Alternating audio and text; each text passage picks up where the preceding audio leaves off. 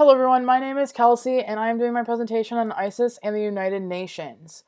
With the recent attacks that happened in Paris and around the world that same day, I thought it'd be kind of interesting to see what the United Nations is planning on doing with the problem of ISIS and connect the two as to what we've learned in class so far about the United Nations and kind of just what the general knowledge is about ISIS.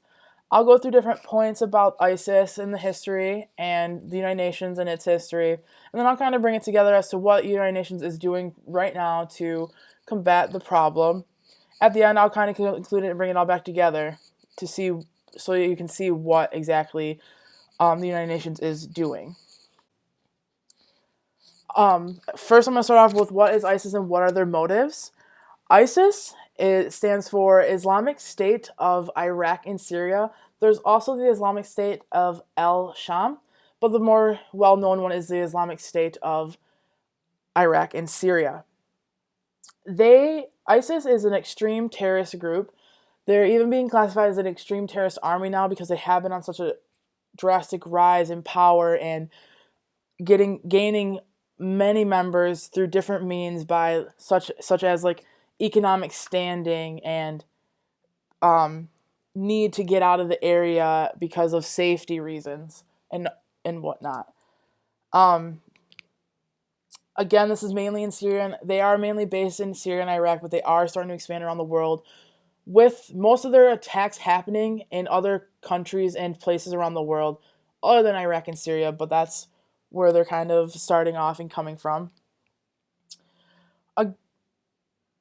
Their basic motive is that they want to make Islam a pure state. They believe that you are either with them or against them, and even like Muslims of Islam and around the world are repulsed by that because it's not something that everyone believes. ISIS' basic belief is that they are getting ready for the final showdown between Muslims and non-Muslims, and they are in it to win it. ISIS did start in about 2014. It did break off from Al-Qaeda, and due to the Syrian civil war is kind of when they got their surge of power because they got to take over so much land during that time when dictator Bashar al-Assad was kind of just messing around with different things and killing his own people. They kind of were able to overtake and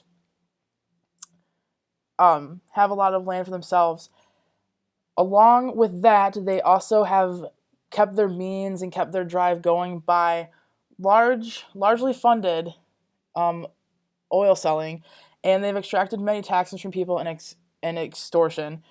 ISIS will stop at nothing to get the job done. That is one thing they have made clear by attacking Paris and other places around the world.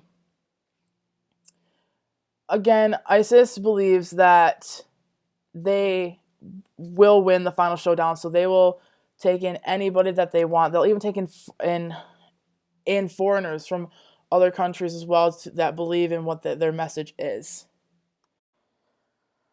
The United Nations, just a little bit brief about them because I know we have learned about them in this class. They are an intergovernmental organization and they promote international cooperation. It was founded in 1945 and they're currently made up of 193 member states. And the current leader is Mr. Ban Ki-moon. He is from the Republic of Korea. The main part of the United Nations that is focusing on the things that are going on right now in Iraq, Syria, and all over the world is the Security Council. There are 15 members on the Security Council that do include the United States, Russia, China, many of the European countries, and a few others. They all of the United Nations is just trying to get on board and trying to help keep peace, and right now that is something that they really need to combat. So now to go in with the ISIS and the United Nations. Currently, the United Nations believes that ISIS needs to be defeated in the name of humanity. They also agree that the United States and Russia need to work together to get to the root of the problem with ISIS. What exactly is causing this to happen? Like, why are they gaining such ground, and why are they becoming large enough to have mass casualties like they did in Paris a couple weeks ago? Currently, it is known that the United Nations is trying to gather information from member states with hope to have a comprehensive plan to defeat the extreme terrorism, by the beginning of next year. The Security Council is strongly urging for a stronger ISIS campaign, whether it be to do many more resolutions to give states, other member states, grounds to defeat as they will. It has been said that the United Nations said that they can stop at nothing, do whatever it takes to eliminate the problem. One of the main quotes that does come from the UN is that the members of the Security Council urge the international community, in accordance with international law, to further strengthen and expand support for the government of Iraq in the fight against ISIS. Basically, what is being said here is that the United Nations, more specifically the Security Council, is giving permission to states to do whatever it takes to get the job done and eliminate the problem. Speaking of these resolutions, there actually is a meeting set for November 25th at the Security Council to plan counterterrorism acts, meaning Russia will head up this talk about what they can do to kind of come together as a global power to stop ISIS. And Vladimir Putin, who is the leader of Russia, does agree that this is a global coming together issue, and they need to stop ISIS before it gets any bigger than it is.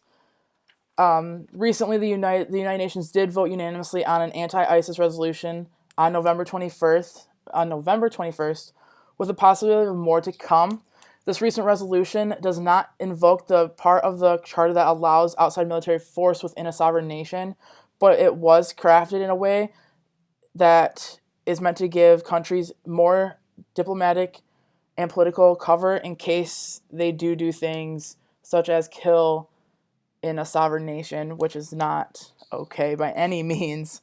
But that is exactly what the United Nations is doing right now. This is still an ongoing thing, and it wasn't until the end of October and early November that the United Nations got the 193 member states to come together and have such a unanimous vote for them to be able to continue on and defeat ISIS. In conclusion, the United Nations is a place that wants to foster international peace. Right now, ISIS is messing with that international peace, and so the UN will stop at nothing to get it back to what it should be. There have been many resolutions that have been passed, and there will be more to come because they need to do it for the sake of humanity.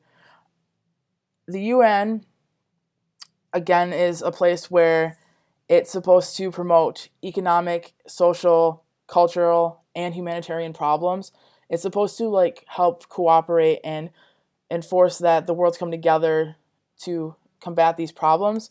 So this is exactly that. The problem with ISIS is a humanitarian problem, so the United Nations needs to be involved and needs to be on the same page to combat the problem at hand. ISIS will continue to grow if we are all on separate pages, and luckily with the UN in place, it kind of brings the leaders of the world together in one place to talk it out and to see that they're not against each other. Because normally most countries think that, well, we believe this, they believe that, but that's not the case when it comes to ISIS. Everybody is on the same page. And the United Nations is the such place that teaches you, is the place that teaches and promotes and wants there to be cooperation with everybody.